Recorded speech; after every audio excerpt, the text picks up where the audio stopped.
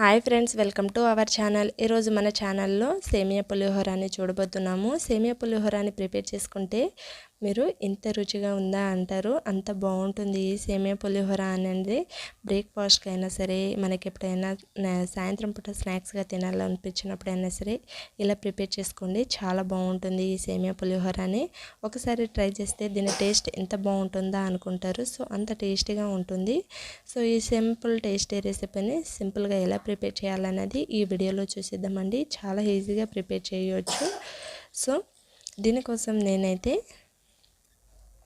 Stove మీద ఒక కడాయి పెట్టుకొని దీంట్లోకి 1 టేబుల్ స్పూన్ వరకు నెయ్యిని యాడ్ చేస్తున్నాను. ఇలా నెయ్యిని యాడ్ చేసుకొని ఇదంతా పూర్తిగా కరిగేంత వరకు కరిగించి తీసుకోవాలి. ఇలా కరిగిపోయాక దీంట్లోకి 1 కప్ వరకు సేమియాని తీసుకుంటున్నాను.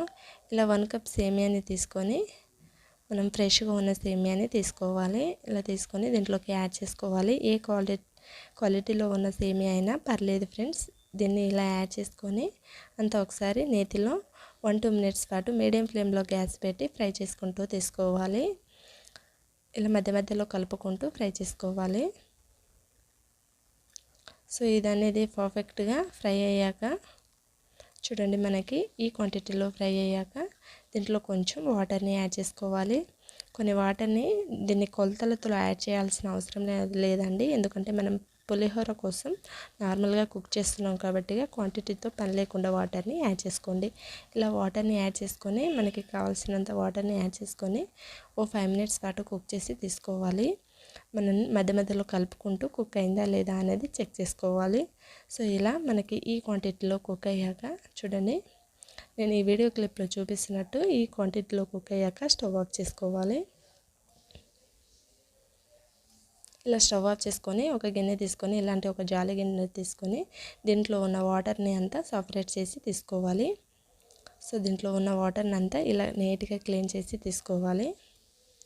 ఇలా క్లీన్ చేసుకొని కంప్లీట్గా మనకి సేమ్ ప్రాసెస్లో ఉన్న వాటర్ అనేది కంప్లీట్గా తీసేసుకోవాలి. ఇలా సేమ్ ప్రాసెస్లో అంతా ఒకసారి తీసుకొని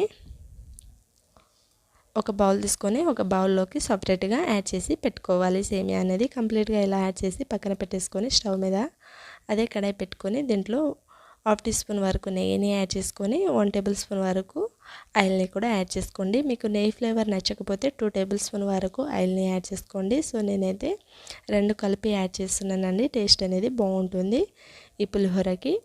సో దీంట్లో 1 కప్ వరకు పల్లీలని యాడ్ చేసుకోండి. దీంట్లో మనకి కొంచెం కావాలంత జీడిపప్పుని కూడా యాడ్ చేసుకొని ఫ్రెష్గా ఉన్న కొంచెం కరివేపాకు, ఒక రెమ్మని యాడ్ చేసుకోవాలి. ఒక పచ్చిమిర్చిని కూడా యాడ్ చేసుకొని తీసుకోవాలి. క్యాప్సికమ్ ముక్క ఉంటే కొంచెం యాడ్ చేసుకోండి, టేస్ట్ అనేది బాగుంటుంది. దీంట్లో ఆవాలు 1 టేబుల్ స్పూన్ యాడ్ చేసుకోవాలి. సో యాడ్ చేసుకొని అంతా ఒకసారి కలుపుకొని తీసుకోవాలి. ఇలా కంప్లీట్గా కలుపుకొని తీసుకున్నాక దీంట్లో 1 టేబుల్ స్పూన్ జీలకర్రని కూడా యాడ్ చేసుకోండి. ఈ పోపుని 1-2 మినిట్స్ పాటు బాగా ఫ్రై అవ్వనివ్వాలి. మీడియం ఫ్లేమ్లో 1 మినిట్ పాటు ఫ్రై చేసుకొని తీసుకోవాలి. ఇలా ఫ్రై అయ్యాక దీంట్లో ఆనియన్ ముక్కని సన్నగా తరిగి పెట్టుకున్న ఆనియన్ ముక్కల్ని యాడ్ చేసుకొని అంతా ఒకసారి కలుపుకొని తీసుకోవాలి. ఇలా కలుపుకొని ఇవి త్వరగా మగ్గడానికి రుచికి తగ్గ సాల్ట్ని 1/2 టీ స్పూన్ పసుపుని కూడా యాడ్ చేసి అంతా ఒకసారి కలుపుకొని తీసుకోవాలి. సో వీటిని ఇలా కలుపుకొని తీసుకున్నాక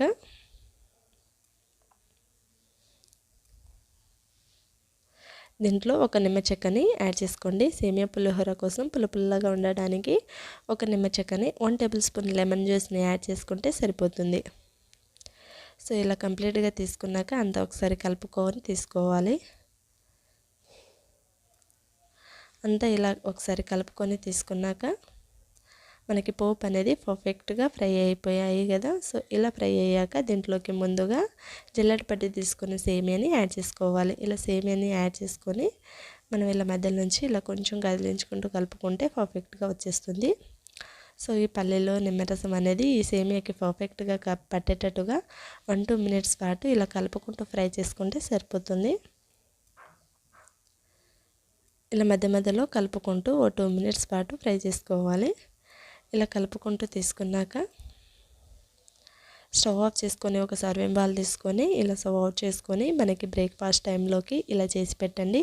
పిల్లలైతే చాలా ఇష్టంగా కడుపు నిండా తింటారండి. పిల్లల నుండి పెద్దల వరకు అందరూ ఇష్టంగా తినేయొచ్చు. అందరూ తినే ఇష్టమైన ఫుడ్ ఈ సేమియా పులిహోరని ఇంత టేస్టీగా చేసి చూడండి. మీరు ఒకసారి ట్రై చేస్తే ఇంత టేస్ట్ ఉంటుందా అనుకుంటారు. మళ్ళీ మళ్ళీ ఇదే కావాలని అడుగుతారు. అంత బాగుంటుంది రుచి అనేది. సో ఈ టేస్టీ రెసిపీని చూసేసాం కదా ఫ్రెండ్స్. సేమియా పులిహోరని చాలా సింపుల్గా ప్రిపేర్ చేసేసాం కదా. ఒకసారి ఈ టేస్టీ రెసిపీని మీరు డెఫినెట్గా ఇంట్లో ట్రై చేయండి. ట్రై చేశాక మీకు ఎలా కుదిరిందో కామెంట్ సెక్షన్లో కామెంట్ చేయడం మాత్రం మర్చిపోకండి ఫ్రెండ్స్. వీడియో నచ్చితే ఒక లైక్ చేయండి. ఇలాంటి మరిన్ని టేస్టీ రెసిపీస్ కోసం మన ఛానల్ని తప్పకుండా సబ్స్క్రైబ్ చేసుకోండి ఫ్రెండ్స్. వీడియో నచ్చితే ఒక లైక్ చేయండి. ఫ్రెండ్స్కి రిలేటివ్స్కి షేర్ చేయండి. Thank you for watching.